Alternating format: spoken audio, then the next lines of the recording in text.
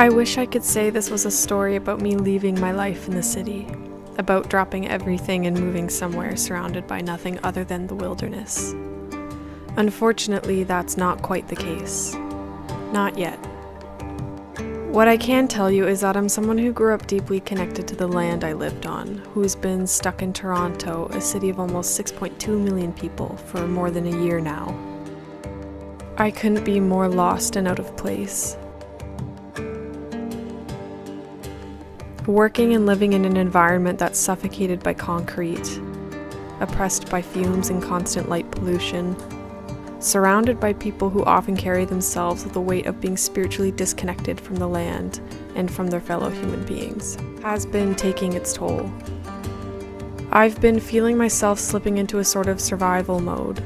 My subconscious mind has been so focused on dealing with the overstimulation that comes from living in the city that I've been losing all sense of my innate creativity, happiness, and connection to the land. That last one scared me, to be honest, because I realized I had forgotten what it felt like to step outside and hear nothing other than wind through the trees.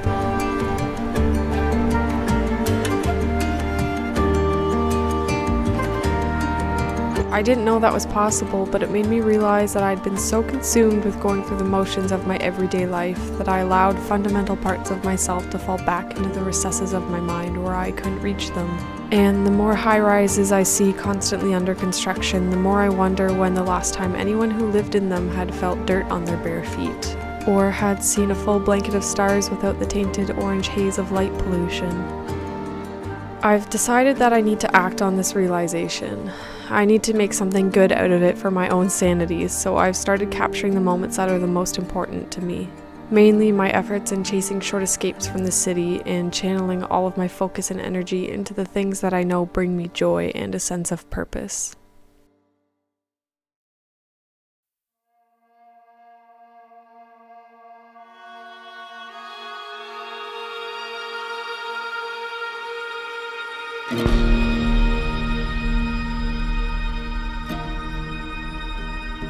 More than 2 hours north of where I live is a beautiful place that I'm lucky to be able to escape to, a cottage in the woods.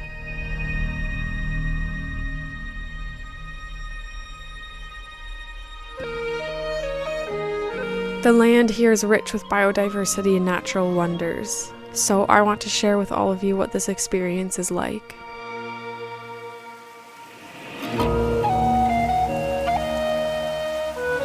Feeling for myself what it was like to lose touch with the natural world made me realize there must be so many people out there who are going through the same thing, or who maybe have never had the opportunity to develop this connection to begin with. I love coming to this place because it forces a contrast of perspective, and that you realize how many aspects of modern or urban life are unhealthy to mind, body, and soul. Never mind the ways these current systems of living are wreaking havoc on our planet. Our only planet.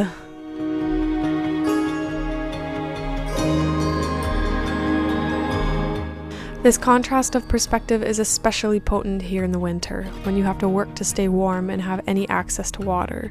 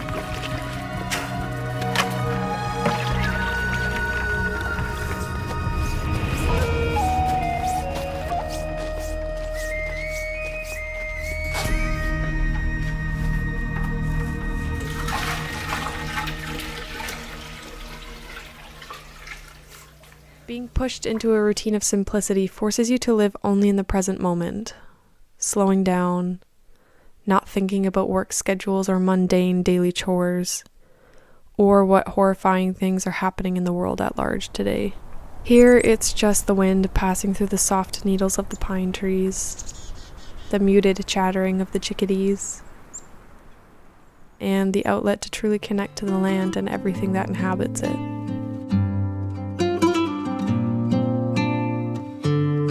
Something I have to admit, though, is that I've been struggling with the idea of critiquing modern or city life because I realize that many aspects of my own life wouldn't be possible without them.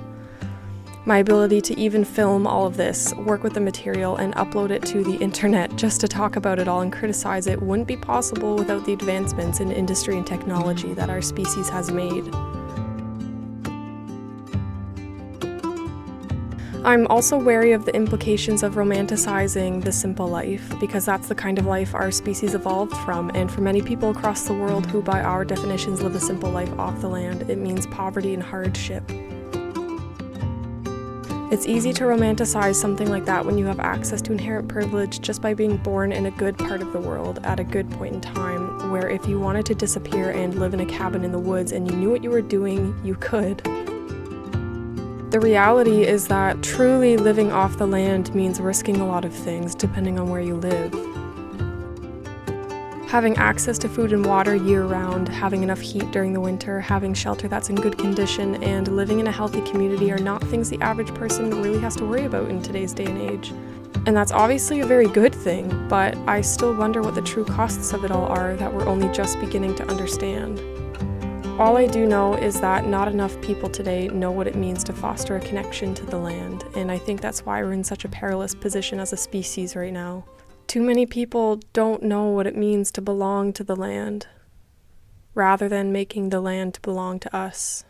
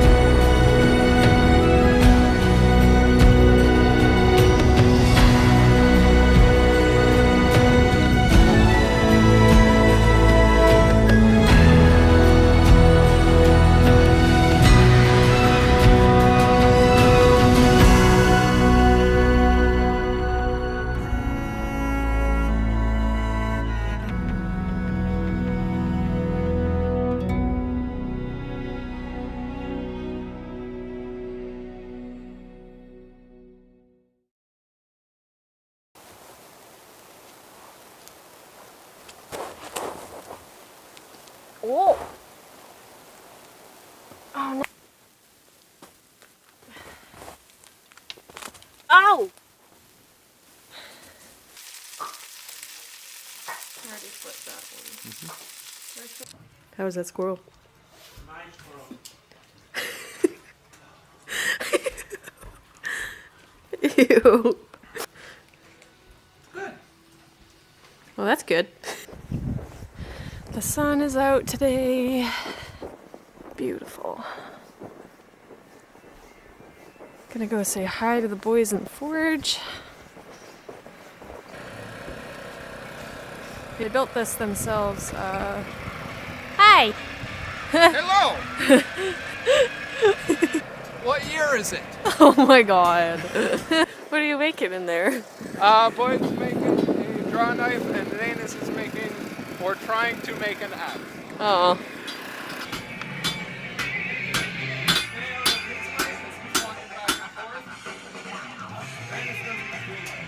Oh my god. Stretch it out, see how far it goes. Actually solder. Yeah, never mind. That's not like just running connected. Yeah. Give lights? No.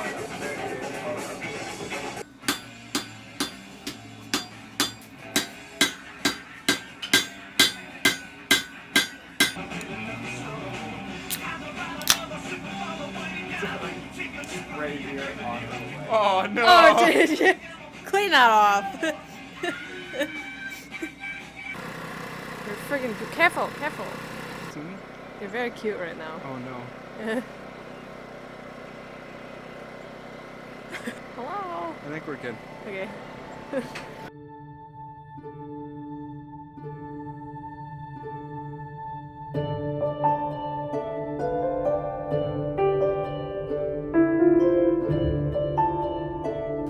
Oh, this is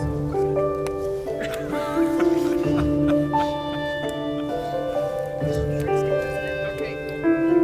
It's a sausage party.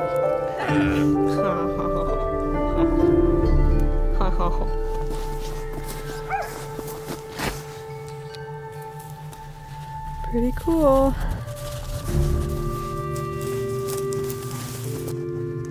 So cool. So neat. You can see all their little tooth marks.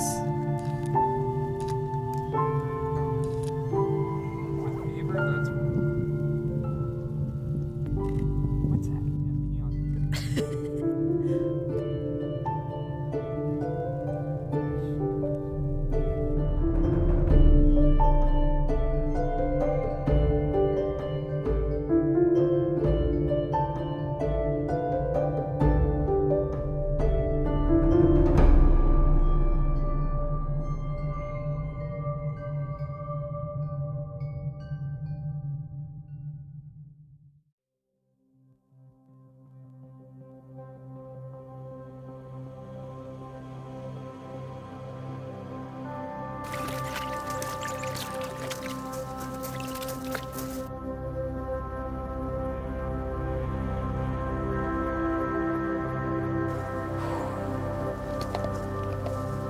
Ay, ay, ay.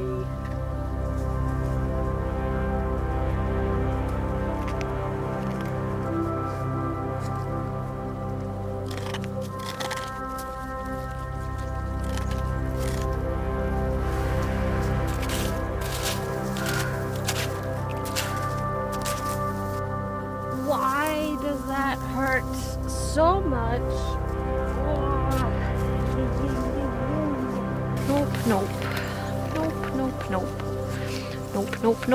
Nope.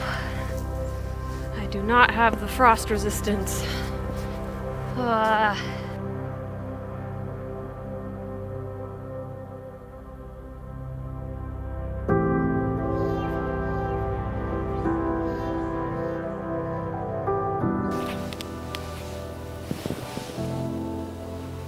Oh, that's beautiful. Wow, look at that. Haha, the sun! Wow, look at it. It's so pretty.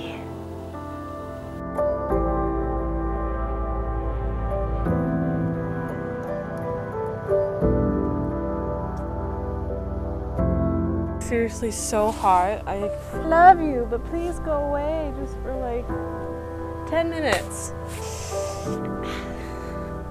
Suddenly the sun came out and it is so unbelievably hot sitting right here. It's nice though. It's good. It's a good problem to have in the middle of winter. Maybe I'll get a little bit of a tan. Ooh, spicy.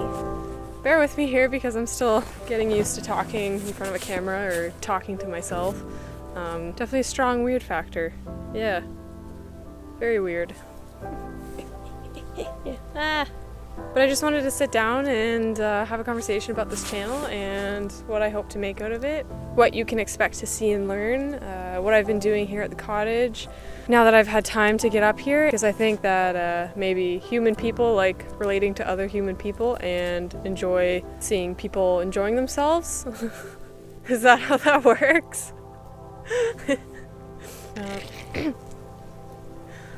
The dog.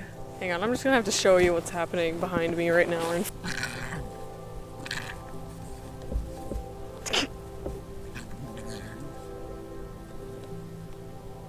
Really? Is that good? Cool. It's just such a relief to finally be able to spend some time up here. It's been a long time. I was finally able to come up here for a weekend in November, and this is when it really hit me that it had been so long since I had seen a real forest and breathed fresh air. I actually almost cried a little bit, as dramatic as that sounds, but I've never been that long without having my regular outings into the forest for whatever reason it is. So that was one of the things that got me really motivated about all of this and wanting to do something about everything I was thinking and feeling along that vein. And I loved that particular weekend because the whole month of November had been really gray and wet. And when we were up here, we had full sun, not a single cloud in the sky, and it was just beautiful. And the weather had cooled down already, so yeah, it was just so nice. One of my favorite things to do is to lay on a rock with my face up in the sun, underneath a pine tree specifically. Just having the outline of the needles of the tree filtering the sun, making it softer, and it was just so nice. And the sound that the wind makes as it travels through the pine trees is just so soothing.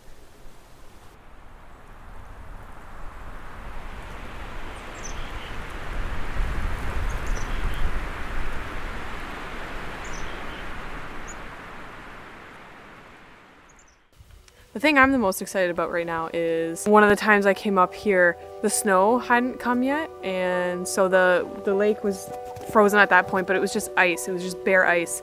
And for the first time in my life, I heard the ice singing, and oh my god, like, I can't even describe it. It's something that I've heard about before and I've seen other videos about, but yeah, I've just never heard it myself. And right when we got here, it was already dark, so temperature change once the sun went down is what's caused the ice to start singing. And it was still going a little bit when we got there, even though it was dark, and it is so eerie. It's like there's something living in the lake making noises, and it comes from all over the lake too, like, so it's just unbelievable. I'll put in a clip here for you to see, but I got some drone footage too, which I really loved because the patterns that the little odd driftings of snow had made on the ice were just so beautiful. And it's funny to me because looking at it from, like me just standing out on a rock looking at the lake, you can't really see it. But the second that I put the drone up, it was like, oh my gosh, there's so much there to look at that you just can't even see from land. Yeah, so that was really cool, really cool. Unfortunately though, I don't think I have the right microphone for this, so the sounds are, the audio recording is pretty garbage. Because the sounds were coming from so far away all across the lake, I had to put my input up really high on my sound recorder, which created a lot of static, so the recordings are pretty much useless, but I'll show them to you here anyways, just so you can experience a little bit of what it sounded like.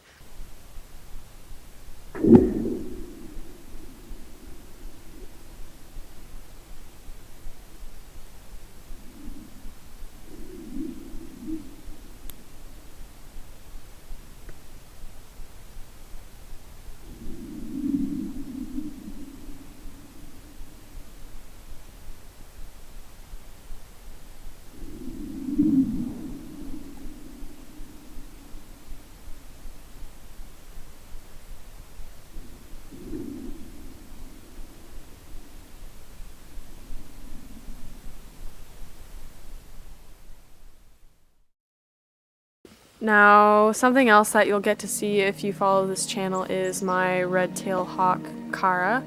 I'm a licensed falconer, which means that I hunt with a trained bird of prey. So when we're at home, we hunt cottontail rabbits and squirrels. But since I've been here at the cottage, I've been scouting a lot of new areas for snowshoe hare, which is not something that we've ever hunted before. I've always kept my eye open for them here, but I've never seen them, and all of a sudden this year, there's tracks everywhere on a good day, and in the right spots. So I've been trying really hard to put as much of those under her as I can, but they're seriously like the ghosts of the forest, and I've heard other falconers who hunt them successfully describe them that way, because like so many times you don't even see the hare when they flush. And all of the flushes we've had so far, I haven't seen a single hare, but I know that they're there. Where I was hunting in the alder swamp, the snow was up to my thighs, like, oh shit. And I have no snowshoes to walk on, so it's very tiring and sometimes frustrating, like I said, not seeing a single hare, but you know that they're there because all the tracks are fresh, and the bird is crashing the cover, like she's crashing into the swamp and putting in chases, and I just can't see it. But it makes it so addictive when you spend hours trudging through the snow, not seeing a single thing, not knowing if you're gonna push anything out of cover, because they hide really, really well. And they're not stupid when they know that a bird of prey is after them. But when you do finally get that flush, it's addictive. You can't stop. You're willing to push another hour just to get the possibility of having another chase. It's a lot of fun, and it's very different from the hunting I've been doing back home.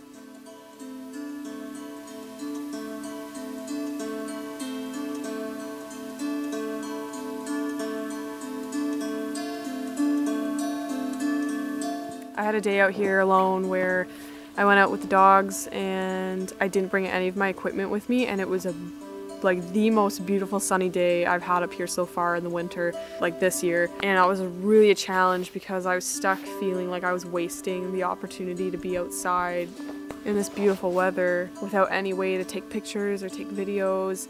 But that's exactly the thing I was trying to change and I was trying to work on, was being able to be outside and just see and experience everything for myself and not have to filter it through the viewfinder of my camera, because it's different. It's a different feeling. If you're a photographer, like, you probably know what I'm talking about, where you spend so much time behind the camera focused on this one subject, and then when you look up, it's like you're in a different world all of a sudden, but it's the real world. I don't know, it's just, I don't like that feeling, and I don't like feeling as if I'm losing my ability to perceive what's right in front of me with my own eyes. Like I said, there was hardly a cloud in the sky, and it was actually very windy, so high up in the sky where there were clouds, you could see how fast they were blowing, and they were changing shape so quickly, and they were kind of swirling around. And I just sat on a rock and looked at the sky for a couple hours and listened to the wind, and yeah, it was a very good day. Yeah, it is such a weird idea to me that I was feeling so stressed out about not having any of my equipment with me. The concept of like, just how is spending time with myself in the forest on a beautiful, magical day a waste just because I don't have my equipment with me? Like, it's just bizarre. I don't know where that comes from, but probably the stress and anxiety that comes from, not stress, but just anxiety of wanting to always be doing something productive all the time. And that day was definitely a major break for me in realizing that I'm allowed to slow down and not be working on so many things all at once all the time. Yeah, it was very nice. It was like a forced spa day for me, just sit in the woods all day and do nothing. It was wonderful. And because of this, I actually felt myself absorbing a lot of raw inspiration, just straight into my brain, no filter of technology, and that's exactly what I needed, for sure. Small dog, big world. A lot of smells. So thank you for taking the time to watch this video. I hope it brought you as much awe and comfort as it did for me in creating all of this. I have a number of videos in the works right now that I'm so excited to get done and to share, but also very terrified. Most of it is obviously nature focused with an emphasis on trying to foster an appreciation of the natural world that I don't think a lot of people have or truly understand or have felt for themselves. I think that's the big thing. I think a lot of people just haven't felt it for themselves, and that only comes from first-hand exposure really, but I think that this second-hand exposure through watching videos or other content online can be enough of a pathway for people where they might feel inspired to go out and get their own first-hand exposure to the real world. If you're someone who feels the same way as I do about the things I talked about in the beginning of this video, or you share the same passion for the earth as I do, and fun fact, fostering a love for this earth is not reserved only for hippies and tree huggers. Literally every single person alive has within them the inherent ability to love nature and all of its processes and everything it provides for us. The problem is that many people deny it or refuse to adopt it out of a bias against the negative stereotype of the type of people who, love the earth within many mainstream mediums and societal attitudes. Now you know! What a strange concept. I'm sure to win a Nobel Prize of ingenuity for that one. What was I saying? Consider subscribing to the channel. Or leave a thumbs up or share this video with your grandmother. I seem to have a nice effect on grandmothers. Grandmothers like me. I actually quite like that. Thank you again for watching this, for having the patience to listen to my ramblings and rantings. It really means a lot that you care. I can't imagine anybody actually watching this. That's so crazy. I will leave you with some nice forest ambiance, and I hope it brings you calm and inspiration.